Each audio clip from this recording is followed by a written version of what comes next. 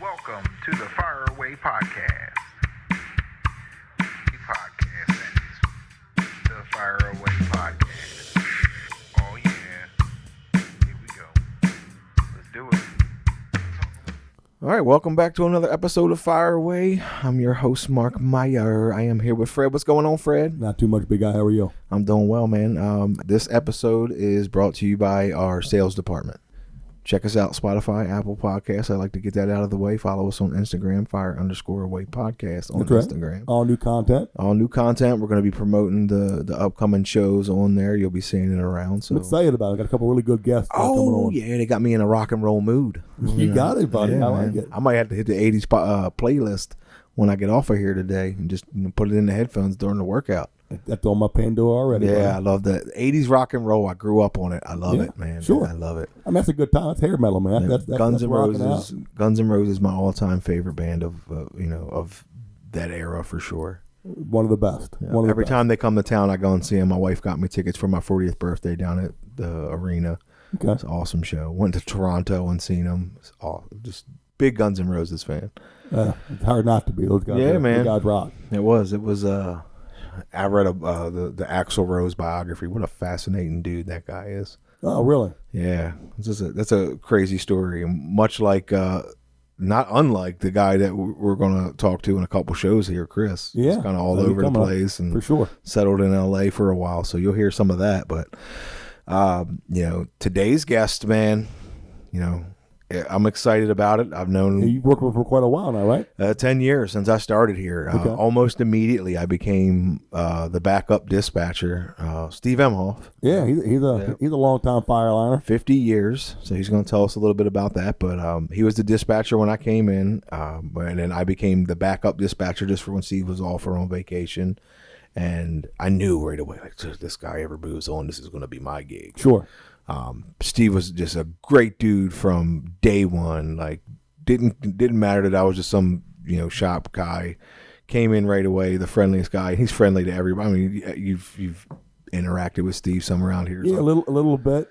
I've never seen a guy where he's not got a smile on his face, except for when the Ravens beat the Steelers. But he's very, very. That's right. He does have. He went like Spike said, the bus. Yep. Okay. Yeah.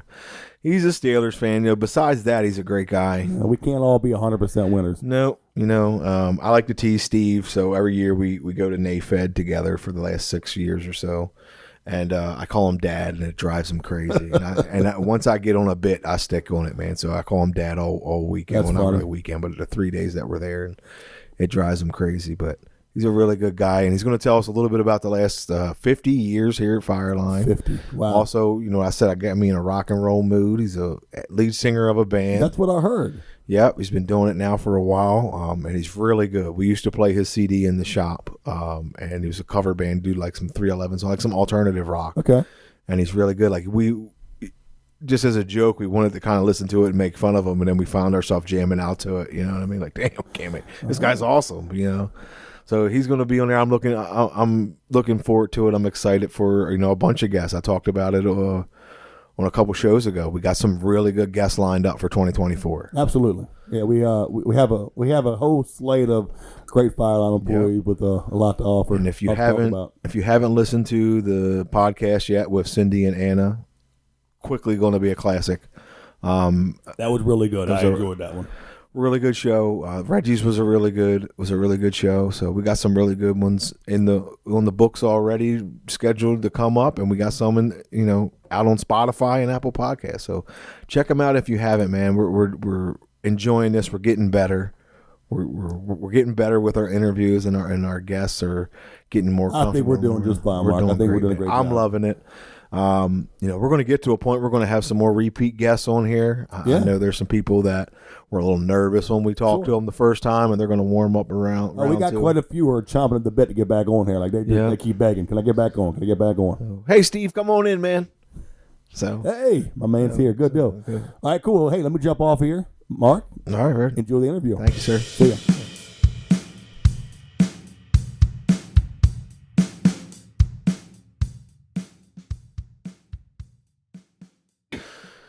All right, Steve. Welcome to the show, man. Well, thanks for having me, Mark. Yeah, thanks for coming on. So we were just talking before we started recording here about your time at Fireline and some of the things that we want to get into today. You told me that you are 69 years old. I think that's incredible. Why you gotta say that, man? I just because age is just a number to me. It is. I want to know what your skincare routine is, what your diet is, because I can't say that on air. It's top secret information. I'm gonna keep that to myself. So, how long have you been at Fireline? It'll be 50 years in July. That's what brought up how old you are, because it doesn't seem possible. You know what I mean? And I think I've known you since day one here. You have. You were the dispatcher when I started in 2014. And then I kind of became your backup as the years went along while you were dispatching, and so I'll let you tell your story. So, what year did you start here at Fireline? I started in 1974. 1974. Okay. Right out of high school. What was your first job here? Actually, the only criteria I had getting hired on here is Wade Dillow, who's the one that him and John Waters kind of like founded the company, so to say. And Wade ran the service department. He said, I came in for an interview, and he goes, can you lift a 100-pound bag of bicarbonate soda? I'm like, well, yeah, I'm 19 years old. I think I can handle it. And he goes, you're hired. And the funny part about it, my buddy I graduated with, Rick Mooney, his dad worked here. So I was actually working on Royal Tide Industries right here on Hammers Ferry Road. And he came over when I was having break, and he said, hey, man, you looking for a day job?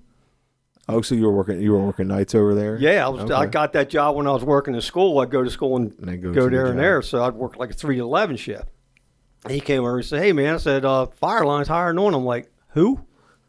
Never heard of them before. So anyway, I said, okay, yeah. I said, I went there like a week later and put an interview, and that's what Wade asked me. So I'm like, 100-pound bag. That was it. The 100-pound bag, and you're hired. Yeah, I mean, fill out simple application stuff like it, not like it is today. Right, a whole different process. It would just, I mean, I got hired on, and I started that Monday. I think came in on Thursday and did it, and hired on that Monday, and I worked in a place called the Salt Mine. Okay. So was that like the dry chemical shop? Oh, it was 100% worse than the dry chemical shop. The dry chemical shop was a step up. Was a step up from the salt? It sounds like salt mine was like for beginning bottom feeders. You know, okay. It's like, and I've always prided myself on being one of them. So yeah.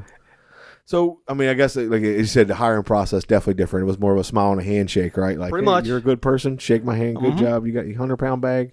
Great. I mean, what was this place like in the 70s? Like, oh my God, not like it is today. Well, clear. I mean, technology for one has just got to be, I think in my opinion, would be the biggest difference. Oh, it is. It's phenomenal the way the technology went. I mean, because we were back in the day, everything we done testing as far as like in the shop and all that stuff. When I actually got to work, watch the guys when I was pumping, soda acid and and making foam charge. Them guys were up there loving life and stuff like that. We're back there sweating. So yeah, I mean everything was done by pressure bottles, air bottles. So that's how we test stuff. And on the street, we used to hand pump. So you had hand pump test machines. Water, when I started out, when I got on the street, soda acids were the thing. How many horses pulled your carriage when you were out there on the road? Probably about, that's funny. Well, the funny part about it, I was actually filling soda acid extinguishers when the stuff I made. Really? Back then, because we used to style pock that stuff, because that was a big thing. And my God, when water pressures came out, I was like loving life. Yeah, it's so much cleaner and easier. 100%, yeah. So, you talk about like doing the foams and now here we are in 2024 and they don't even manufacture the stuff anymore because they found that over the last 50 years it's terrible for you. But it's just funny how things start to change. And when Cindy's podcast, she was talking about over her 45 years how Mr. Waters and all was saying like the fax machine really changed the industry and how fast people wanted information. And I'm thinking like how slow a fax machine is to us now because we can get it instantly. And how he thought that changed, and something as simple. And if you're not familiar with fire extinguishers, you don't understand how big of a difference it is from a soda acid to a water pressure fire extinguisher. I mean, that technology is, it's going from a fax machine to the internet. You know what I mean? It's that much of a difference in technology and then you're talking about a guy now who has to work on these things every day. I'm sure it made that's when you stepped up from the salt mine to the dry chem shop at that point, right? That's everything starts to change and get a little bit cleaner. That's my life started to really change. Yeah. And once I got trained in dry chemicals and stuff like that, they kind of, Wade Dillow came up to me one day and said, hey, would you be interested in going on the street? Man, I just got this job to pay my car payment and buy beer, stuff like that, because I didn't think I was going to be here this long. Yeah. But I tell you this, when I went on the street mall, that's when my life really changed, because you got out there, and of course I'm the young guy out there, and I was all with the senior guys, and they took me under the wings and stuff like that. They showed me stuff to do, and when you get on the street, they used to put you on the crappiest route that was out there. What's the word I'm looking for? It's basically you're hazing, right? Like, you go in this area, you're not getting the nice route. No. But it worked out because, I think when I first started out, they were putting me on government jobs and stuff like that so I can, get used to what I was doing. I was actually doing all the county buildings up in Towson at one time. Well, that's where they started me at. And all them county buildings back, they had soda assets in them. So in 74, and I probably should know this answer, but in 74, were we still only just doing fire extinguishers? Yeah. Okay. Pretty much, that was our main thing. The big thing. Okay. I remember that we were doing like suppression systems and stuff like that. We were mainly fire extinguishers. That was our go-to product right there. Nice. So I got, we kind of know when you started. So you were 19 when you started. Where'd you grow up at? Are you from around this area? I actually grew up right down in Lakeland. Okay. And then, so high school? Went to Southern High School, graduated in South Baltimore. Okay. So you're from this area. So you were familiar when you went out on the route. Like you knew the area pretty well. Unfortunately, I did not. No? I guess, really, because it is. Because Towson can be night and day from around here. If they throw you up in Towson and you're not used to, I don't know how traffic was in 74, but even now it's completely different from here to Towson. You know what I mean? Towson was pretty much reminds you, back to me, it was like going to D.C. Yeah, okay. Because as crazy as it was up there, especially the section I was in around the courthouses and stuff like that. That was really congested for that time. 100%, yeah. That makes sense. So after you're into your portables, how long were you out on the road? 26 years. So you were 26 years and all in portables? Yep. For 26 years. Well, I did portables and stuff like that. Then I had the opportunity to do hood systems. Okay. So you did a little bit of pre-engineered stuff. I did. I went to Ansel school and stuff like that and got certified. And, I was pretty much, Dave Booth was the one that did it. He's moved on since then. He kind of like pioneered this. And then I think Todd Everett took it over and stuff like that. And I worked close with him. But I did a lot of, inspections and stuff like that.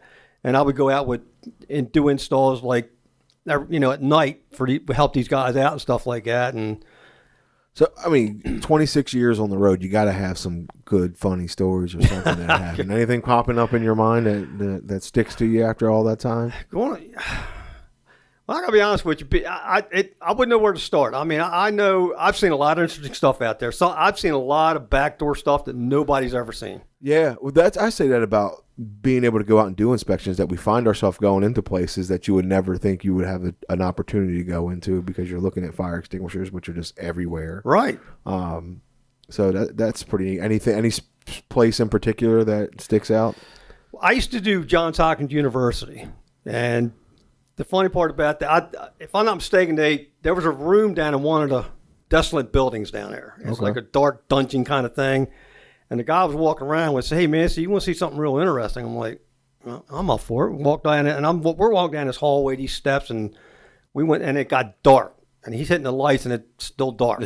They're barely coming on. I was kind of getting a little weirded out on that. So he said, all right, and he hit the switch, and he goes, you know what's behind that door there? I'm like, now I'm getting creeped out. And he goes, that's where they first split the atom. No kidding. And I'm sitting there thinking, are you serious? That happened here? Right. I guess Johns Hopkins makes sense. I didn't believe it and stuff like that. Well, was it true? As far as you know, to this day, it's true. Okay. To this day, I'm going to believe it. Don't Google it, but that's fine. If you look, matter of fact, I thought about Google. I'm like, back then, I don't think Google was even around. So I could not believe them because this door was like, it was solid steel, and it was like pretty much like almost 2.5 feet thick. And just sitting in the basement of Yeah, this it was in a old and hospital. he told me that. I says and it was in an old building to sit by itself, which really creeped me out. Right. So it was like their top secret building. Yeah, on it's the like, other side. and they had like 2 or 3 extinguishers in the whole building, stuff like that. And I couldn't believe when we were pulling up there. I'm like, what are we getting into here? Right. That's pretty wild. Yeah, I mean that's pretty that tops anything I've ever been to or seen out on the road for sure. So your time at Fireline, I mean, everybody says it goes by so quick. Has it went by fast? 50 years go by quick here? You know, I mean, I've done a lot of things at Fireline. Yeah. Honest to God, I enjoyed every minute of it. I mean, to me, I'm up to a challenge to anything. You know, when I got on the street and stuff like that, that was fun. I'd made a lot of connections out there, a lot of good friends and stuff like that that I still are in contact with. And then I came in and Steve Waters asked me if I'd be interested in running the warehouse. I'm like, I've been working at Fireline for 26 years. You know, I come in, get my thing, and head on down the street. So I'm like, yeah. I said, I'll do it. And that seemed to work out pretty good. And I was actually here, and they pretty much asked my opinion about how they wanted that new building done. Okay. The Stuff- new addition warehouse. and stuff Okay. like that. And of course, I didn't have a lot of input on it, but they were kind of like it was a done deal. But when it got set up, they were asking me how would I like it set up. Yeah. Like, yeah, I kind of like. I mean, you've been part of every major change, from command to structure to everything here at Fireline. Yeah, this is my 3rd generation working for them. Yeah. So I guess, do you got any comments on that? Like, you know, Cindy talked about the differences in working between, you know, the Two Waters and then Anna and Yeah, I mean, it's the Two Waters. That was a terrible. the Two Waters. Mr. Waters and his son, and then Anna. Yeah, I mean, I wasn't really, you know, close to John. You know, Okay. John, he was. Every time I seen that guy, he scared me to death. It's like, you know, he's like, Just business, always. oh, yeah, business. 100% and stuff like that. And we were walking down the hall one day, and he said, "Morning, Steve." I didn't know he knew who I was, and it shocked me. I said, I didn't know how to react to it. And I turned around and said, "Hi, Mr. Waters, how you doing today?" And he said, "Fine." He just went about his business. Steve and I were pretty close. You know, it's kind of like when I first came in the warehouse, he was like the guy I answered to and stuff like that. So, you know, Steve and I, you know, we worked together with the warehouse, stuff like that. He kind of let me do my own thing. He just sit down and ask me how you want to do it and all that blah stuff. Said, you know, I'm working for you, Right. and stuff like that. And so it worked out great. And I was really crushed when he passed on, you know, because he was, like I said, everybody got to know Steve. You know, Right. Steve was a down home guy, man. I remember when that accident happened up there, and everybody knew. You know, that's like a training film they got now. Yeah, that was a wild. If you haven't seen it, Yeah, if you have, you got to Can see you it. tell us about that? Can you explain that to? Because I've seen the video, and a lot of our new hires have probably seen the video. I don't think we show it anymore, but there's a video of an incident that happened in the warehouse. What year was that? Do you remember? Not right offhand, I don't. But it was probably 15, 20 years ago. Easy, maybe? yeah. Okay. Yeah, we were. I used to empty out, you know, halon tanks and stuff like High that. pressure Oh yeah, tanks. yeah. It was, and they had a recovery system up there that I would do that almost, you know, when I had spare time to empty it out, put the halon in the stuff like that and stuff like that. And so anyway, I took the caps off all of them, and the first thing I said to this guy, I said, "Don't even go over there." And we're going to keep names out of it just so our 100%, lawyers yeah. don't get involved. 100%, yeah. But anyway, I just told him, I said, "Don't go over there." I said, "The caps are off and stuff like that." And after I would empty one, I would take it out and put it by where the dumpsters are. So anyway, I'm pulling around there, and next thing you know, I hear somebody come yelling my name. I'm like, what is going on? So I ran up there real quick, and this guy's laying on the ground holding his leg, and the cylinder is jammed into the wall near the back door. It's like a missile. It's still going. Oh, and I panicked. You know, next thing you know, a couple guys are coming up, called 911, all that stuff. And this is one of good memories how kind-hearted Steve was. I was so upset, I was crying, you know, stuff like that. It's a very traumatic video. Oh my God! to watch. Yeah. After everything settled down, I remember going in the back meeting room that we had down there, and Steve went back with me, and I was sitting there crying. I'm Steve. I'm really sorry. I'm really sorry. I said, Steve, calm down. Everybody's okay. Stuff like that. He says, it's we'll look into it later on, stuff like that. So I just want you to calm down. He sat there with me the whole time, and calmed me down, because I was upset. I was like. So kind of the long and short, if you haven't seen the video, the guy sticks a screwdriver into the valve of this high pressure cylinder, and it just shoots off like a rocket, starts spinning around in circles, throws him like a rag doll, just misses. I think it was his sister, right, that was working on the counter, shoots past his head by inches, just misses her, and then gets stuck in a cinder block wall. It went airborne. It went like exactly right, like a 200-pound missile flying through the warehouse. But it wound up doing some real damage to the guy that put the screwdriver in the valve. Yeah. And, he was lucky to be alive, I guess, at the end of the day. So, yeah, it's a eye-opening video about safety for sure. And it was wild, man. I remember when I first seen that thing. But I honestly, when you were telling it, I'm like, I'm forgetting that's when you were running the warehouse, because you were on the forklift. Yeah. And you walk away, and I remember seeing you get on the forklift and drive around the corner. So that's crazy. Yeah, everything was on camera and stuff like that. It's just, you would never think anything like that would happen. And the characteristics of the way that missile just took off, man. It's like, I came back that night. I went and seen him at the hospital. Came back at night and went up to the warehouse. The crickets weren't even chirping. It was like a tornado just ripped through this place. We talk about it all the time in the high pressure shop, and we talk to the guys about safety, and hopefully they never get to see anything but that video, right, to show them what it's like. But until you see it, you're like, is it really that dangerous? And then when you see something like that, you're like, wow, it's pretty wild. So, all right, this is a terrible transition, but I want to talk about music, because you talk about your time at Fireline, but I know that since I've been here, you've been in a band, the lead singer of a band. And has that been something you've done since you were a teenager? Like, have you always been doing this? I've always loved music. I think I started playing guitar when I was like 13. Okay. And I honestly didn't know you played. I know you sang, but I didn't know you played guitar too. Yeah. Okay. I got quite a collection at home. I think I got like 19 guitars, 4 amps. Okay. Soundboard. Kelly, you're a guitar player too, right? No. Bass. Still a guitar. Oh, we might.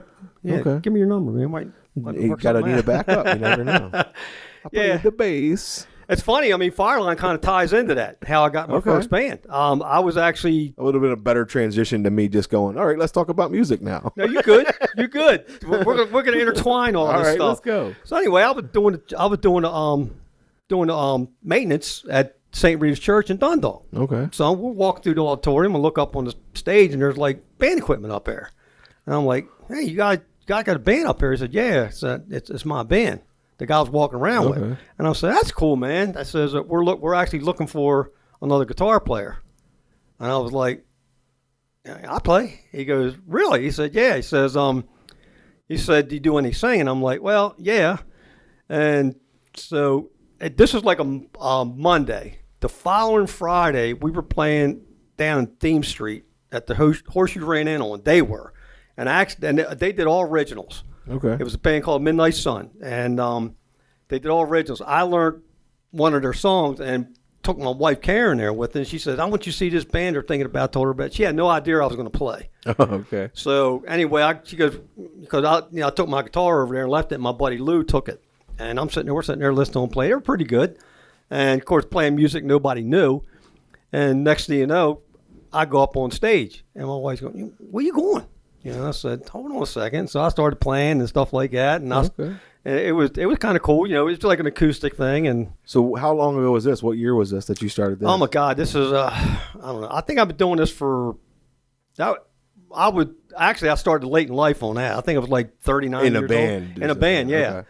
And I've been in and out bands since then. Okay. And that was, oh my God, 80-something. Okay.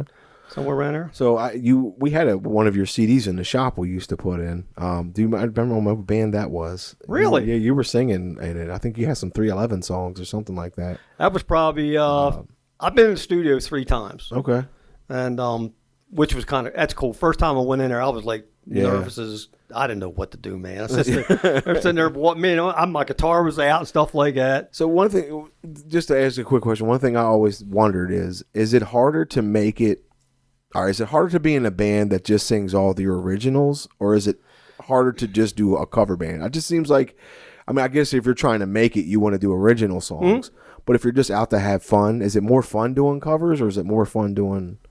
Well, it's funny. We started out just doing originals, and there was a place in Dundalk called Midway, and that's what they did. I mean, this was like the epitome of rock places, man. You go in there, and the sound system was like awesome. And Drew Mazurek, who's the guy who did the sound, actually did our first CD. And back then, it was like originals were good. You can go anywhere because they would book like 3 bands, and you do your originals, and another band come on. Now it's all we do all covers right now, and we started, intertwining our originals with. So you do a mix of both, okay? And because we wanted to spread out a little bit and venture out in different clubs and stuff like that. Because today, you can probably throw 1 or 2 of your own in there, but everybody wants to hear what's playing on. Right. That's what I was thinking. Yes. You just get a lot of "Free Bird," yelling out from. We actually, I got to the point where we kept hearing that. We never played it. The next thing you know, I told the guys, we got everybody just let's learn Free Bird, and it went over great, Yeah. I mean, like I said, we used to listen to it in the shop. You're a good lead singer. But Thank you. I like to. We've always said we were going to come see a show. I know we haven't been able to make it, but it'd be cool to watch you sing and play guitar. That's for sure. You still playing guitar too? I am. Okay. You still performing? I should just ask, are you still performing? I guess I am. Are you still doing it? Nice. Yeah. I mean, right now we're in a little bit of a break because our lead guitar player had surgery and stuff like that. I know a bass guy. I do too. Well, I don't need 2 bass players. But last year we played out so much, I was almost ended up in divorce court. Really? Yeah, my wife was like, found yeah, I had trying to work that out, trying to make your wife happy, and play out 3-4 times a month was killer. Yeah, well, I tell you what, man, we would definitely love for you to promote some shows on here, and we can post them on Instagram for you guys and get some people. What's the name of the band you're in now? Fess Up. Fess Up, okay. Yeah. And it's still a mixture of originals and covers? No, we kind of like, right now we do all cover tunes. What kind? Anything? Any ZZ genre? Top, okay. Bon Jovi, Poison. Are we going to get a little bit of that today? Aerosmith. I know we ain't got the best sound, but can we get a little taste? Well, you can't, man. It's 7 o'clock. Man. It was worth a shot. Yeah, it was. I gotta have a guitar strapped around me anyway. Okay, I can't acapella anything. Well, look, if we'll talk about show dates, or we'll post them on our Instagram page. If you want to hear Steve perform, then you can go to our Instagram page and see see Fess Up and Steve Imhoff's upcoming dates. Hey, matter of fact, I don't know if any of you guys know where Stained Glass Pub is in Elkridge. I'll be playing there next month, 27, by myself. By yourself, yeah, solo just show. an acoustic set, yeah. Are you doing autographs after the show? Can I get a headshot autographed after the show? Absolutely, man. All right. Yeah. Hey, look. We friends. Yeah. Known each other for a decade, man. That's pretty cool. So that's right here in Elkridge. That's pretty close right. by. Yeah, that's used to be the old Joe Theismann's restaurant. No, I didn't know that. Yeah. I had no idea. We were playing out one night at the Jetty, and this drunk guy comes up to us. It happens all the time. We get people coming up to, hey, I own this bar. I play guitar. Awesome. Yeah. Glad to hear that. Whatever, buddy. So I didn't even know he owned the bar, and we became friends ever since. Stuff like, matter of fact, he's actually he plays drums. He sat in a couple gigs with and stuff like that. So when you're doing acoustics, you said acoustic sets, right? Mm-hmm. So are you just covering, is it like you doing some Eric Clapton and some? Not so much Eric Clapton, That's just what I think of when I think of acoustic. Yeah. Funny to say that because we do like Billy Idol. Try to do Billy Idol acoustic. That's kind of like. Yeah, I mean, I'm sure there's some really tough acoustic to switch. Yeah, that's my go-to thing. I love acoustics. Okay. You can't hide anything with acoustic. Yeah. I don't go out there and use all these effects like some of these people do, looping and stuff like that. Nah, no Steve Imhoff on auto-tune. You heard it here first. Yeah, I don't do none of that. It's kind of like live, and usually my buddy Bill, who's the lead guitar player, does it. But okay. he was down last month and he couldn't do it. So Donor said, I asked him, I said, you'd be willing if I did it? And the cool part about it, I got to play a lot of stuff that we normally don't play. Oh, that's Stone Temple Pilots, stuff like that, Stain, Did you? So I mean, was it hard when you were first getting into it? I know you said it was kind of rough on the wife, but did you find it hard on your work life balance? Like It was tough. it was tough. Yeah, starting out, man, we were playing like Wednesday and Thursday night. And if you're out on the road, I know you said you were on the road for so long. That's a tough thing. The road, you don't have set hours, and then you're trying to get to rehearsal or just shows. I'm sure it was a lot of work. Yeah, it was weird because I used to drive to Dundalk like 2-3 times a week to rehearse. My kids were younger back then, stuff like that. And they're 8, 9 years old kind of thing. And my poor wife, my God, back then she never missed a show. Yeah. God bless her, man. She was, oh my God, she followed me around. But you have her sister watch the kids, and stuff like that, and she would go almost every gig. Does she have any musical talents? Does she sing or play or anything? No. How about your children? No. No. My grandson, he actually plays I can't remember now. The saxophone. Okay. Oh my God! First time I heard him play, I'm like, oh, this is a train wreck. Yeah. Well, Listen to him now. Oh my, he's amazing. I'm telling you, I think that's genetics, man. I don't know what it is, but there's no musical talent in my family, and I'm always like, at some point, somebody that's born in my family is going to be able to sing or play an instrument or something. But yeah, there's no music. I've always been interested in it, but just never got into it. So it's pretty neat to hear that your grandson can play the saxophone. Yeah, it's funny. I mean, I'll be home, sending out bids and stuff like that, and I'll wait for a quote to come back. I play every day. I got a guitar sitting right by my desk, and it's kind of like. Is it one of those? Is it a ride a bike thing, or is it if you don't use it you lose it? Nah, it's a passion for me. Yeah, I don't even know how to read music. I play everything by ear. No kidding. Yeah, I mean I can listen to a song, head on home, and by the time I get there, I'm playing it. You can hear the a lot notes. of people like that. Yeah. Right, Chris? I see Chris nodding. Chris got some musical background. We'll hear about that on Chris's episode. Would you agree, Kelly? Are you read music, or you kind of just pick it up? Pick it up. No. I had some guy try to teach me how to play music. Yeah. One of the bands I was in, he said, "Man, you need to learn how to read. It's going to help us out." I said, "How am I hurting you?" Right. Yeah. I says, ain't broke, don't fix it. Yeah, I came in and they needed a lead singer and playing stuff like that. He says, I had to learn 45 songs within a month. I'm talking about lyrics and all that stuff. Now I used to have a tablet that I'd take up there. Now I don't have that. That's my biggest thing in bands right now. You see somebody with a tablet, even when I do acoustic, I know it. I've seen that on like YouTube or something where I've seen singers like reading the lyrics off their phone, and it takes something away from it. Yeah, it doesn't me. It didn't look professional to me, especially when you're up there, playing electric and stuff like that. I mean, acoustic is kind of like you can probably get away with that a little bit, but doing electric, you can't go out there in full band and hang around because we got songs that I'm totally wireless. I got a wireless mic, and I'll be out in the audience, and my wife literally hates this. She hates when I jump on tables. I bet you're 69 years old. I'm sure she does. Yeah, I mean, I I haven't fell yet. It's kind of like, but come out March 27th. There's always a chance. Oh no, I'm pretty much sitting down during that gig. I'm not, acoustic stuff. I'm sitting down, but yeah, she literally hates that. And I've only been yelled at once at a bar owner. I've never knocked over anybody's drink, never stepped in their food, which is a plus. That's a plus, yeah. But funny part about it, I was wearing a kilt one time. We were doing a Jesus. Sorry, Steve. It's 7:30 in the morning. Yeah. I was wearing a kilt, and we were playing. I jumped up on the table, and it was loaded with girls. I wasn't commando or nothing like that. What's the sense of wearing a kilt? Go ahead. Well, because if I wasn't jumping around all the time, it wouldn't be a problem. And the first thing one of them did was lift up my kilt, and my wife just sits there and shakes her head. She goes, "Oh my God," But yeah, God bless her. The stuff she put up with me. I mean, if you're going to have a passion like that, you got to have a support system because it's hard enough to have any kind of passion that you don't get support for. 100%. But something that's that time consuming for sure. And I think I've discovered it. So I'm thinking now, like you told me before we talked at the very beginning about what keeps you so young. And that's what it is to me. I think that's what it is. You have this great hobby that keeps you active, keeps you young as you put your heart into. And you know what I mean? I'd have to imagine it still feels the same today as it did when you first started in your 30s. I got to be honest with you, it feels like it's better. Yeah? I feel now it's like I'm a little more confident and stuff like that, and never had an issue with public speaking, what I mean? And I never was a lead singer.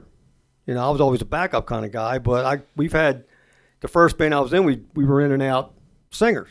And then just to keep everybody going, I'll start singing. They're going, hey, man, why don't you start singing? Because we were bringing in guys that were worse than me. Yeah. And stuff like that. So, but I'm like, no, that's not what I came here for. And we, with that band, I was just backup singer. Mm-hmm. Then I went to another band, and that's when I started. But this band was called Inner Child. And there was a bunch of friends in the neighborhood did it, and I didn't think it was going to go anywhere. I mean, we went in the studio, put out another CD and stuff like that, and all, cover tunes and stuff like that. But that worked out pretty good and stuff like that. But, yeah, I mean, it just blossomed ever since, and I've been in it. I was never out of a band for any longer than a month or two.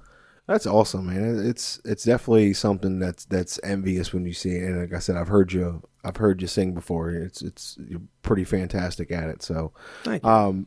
So kind of to wrap up our episode today, one of the things if you listened before, one of the things we ask all of our guests is, what would Steve Imhoff today, 50 years later, say to that 19-year-old Steve Imhoff walking into Fireline day one? What advice would he give him? Today, what I would say says, don't fight any challenges here, or any. That's my philosophy in life. A challenge is a challenge. If you fail, it doesn't matter because you tried. Yeah, that's great advice. Yeah, I mean, that's just the way I've pretty much lived my life and put upon my kids and stuff like that. Pass it on to them, and it seemed to have worked. Worked for me. I'm still here after 50 years. Awesome. Well, Steve, thank you so much, man, for coming on. This has been a great episode. I really do appreciate your time this morning. You coming in here and sharing your story and talking to us. My pleasure, Mark. Yep. So, everybody, you can check us out.